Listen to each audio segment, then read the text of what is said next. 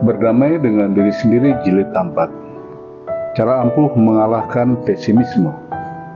2 Raja-Raja pasal 6 ayat 13 sampai dengan 15 mengatakan, berkatalah raja, pergilah melihat di mana dia, supaya aku menyuruh orang menangkap dia.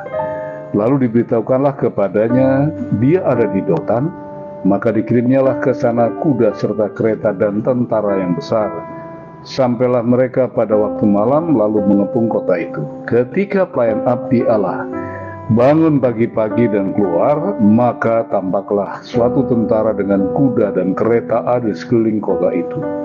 Lalu berkatalah bujangnya kepadanya, celaka tuanku, apakah yang akan kita perbuat? Setan tidak akan pernah bisa menikmati kebahagiaan, sebab yang ada dalam hatinya hanyalah rasa iri dengki dan semangat untuk membinasakan siapapun. Seperti tertulis dalam Yohanes 10 ayat 10, itulah yang dialami oleh Elisa bersama dengan bujangnya. Raja Aram menjadi kesal oleh karena niat busuknya selalu dibongkar oleh Tuhan dengan memberitahukannya kepada Elisa. Akibatnya Elisa dan bujangnya menjadi sasaran murkanya dengan mengerahkan seluruh kekuatannya demi menemukan dan membunuh Elisa. Ketika bujang Elisa mengetahui dirinya telah terkepung dan terjepit oleh Raja Aram, ia menjadi sangat ketakutan. 3 pokok renungan. Yang pertama, pacu diri agar senantiasa optimis bersama Kristus. 2 Raja-Raja 6 ayat 16 mengatakan, jawabnya, jangan takut, sebab yang lebih banyak yang menyertai kita daripada yang menyertai mereka. Fakta adalah realita yang tidak dapat disangkal, namun semua itu belum tentu kebenaran. Kebenaran yang sesungguhnya adalah Tuhan itu Allah yang setia dan tidak pernah meninggalkan mereka yang bergantung kepadanya dan berharap kepadanya. Jadi jangan fokus pada masalah, tetapi fokuslah pada janji-Nya. Jangan pernah membangun optimisme di atas dasar apapun selain daripada janji Tuhan. Sebab setiap kita ada karena rencana dan kehendak-Nya, dan bukan pilihan kita sendiri. Jadi hidup kita dan segala sesuatu tentang kita ada di bawah tanggung jawab Allah. Oleh karena itu peganglah janji-Nya. Ulangan 31 ayat 6 mengatakan, kuatkan dan teguhkan hatimu, jangan takut dan jangan gemetar karena mereka, sebab Tuhan Allahmu, Dialah yang berjalan menyertai engkau. Ia tidak akan membiarkan engkau dan tidak akan meninggalkan engkau. Pokok renungan yang kedua, membangun optimisme pada Allah butuh pengorbanan. 2 Raja-Raja 6 ayat 17 mengatakan, berdoalah Elisa, ya Tuhan, bukalah kiranya matanya supaya ia melihat. Maka Tuhan membuka mata bujangnya itu sehingga ia melihat, tampaklah gunung itu penuh dengan kuda dan kereta berapi sekeliling Elisa. Sang nabi dan bujangnya sama-sama berada di lokasi yang sama, dikepung musuh tanpa bisa melarikan diri. Namun Elisa tetap tenang dan damai, sedangkan bujangnya mulai depresi karena dilanda oleh ketakutan yang hebat. Optimisme kepada tidak terjadi secara otomatis, akan tetapi dibangun lewat sikap saling mempercayai. Sejak masa mudanya, Elisa selalu memilih mempercayai janji Allah walaupun dia tidak tahu apa resikonya.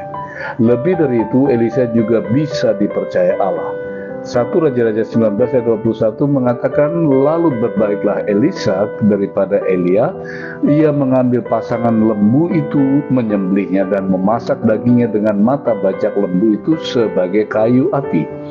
Ia memberi daging itu kepada orang-orangnya, kemudian memakanlah mereka. Sesudah itu bersiaplah ia lalu mengikuti Elia dan menjadi pelayannya, membuang jaminan masa depan demi memperoleh janji masa depan yang jauh lebih pasti.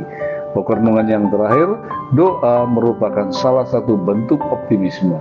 2 Raja-Raja 6 ayat 18 mengatakan, ketika orang-orang Aram itu turun mendatangi dia, berdoa Elisa kepada Tuhan, butakanlah kiranya mata orang-orang ini, maka dibutakannya mata mereka sesuai dengan doa Elisa.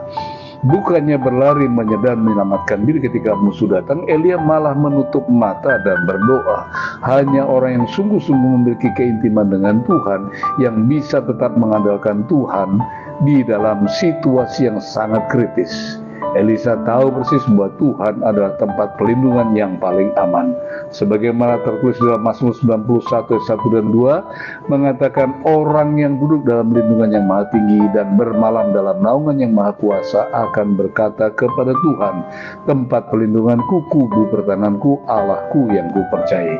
Ketika kita membutuhkan tempat aman serta tidak terjangkau oleh tangan setan, hanya ada satu tempat, yaitu berlindunglah di bawah naungan kepak sayapnya.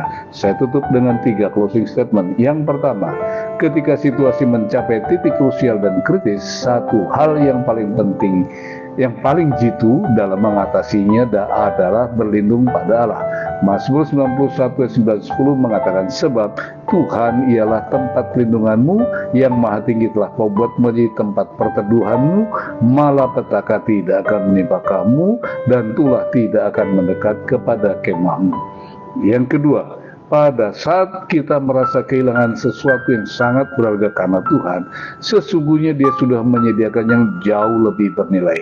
Mazmur 4 ayat 7 mengatakan, engkau telah memberikan sukacita kepadaku lebih banyak daripada mereka ketika mereka kelimpahan gandum dan anggur. Closing statement yang terakhir, seorang yang menerima diri adanya dalam situasi sekritis apapun, dia tidak akan kehilangan imannya kepada Allah. Ayub 19 ayat 26 mengatakan, juga sesudah kulit tubuhku sangat rusak, tanpa dagingku pun aku akan melihat Allah. Tuhan Yesus memberkati.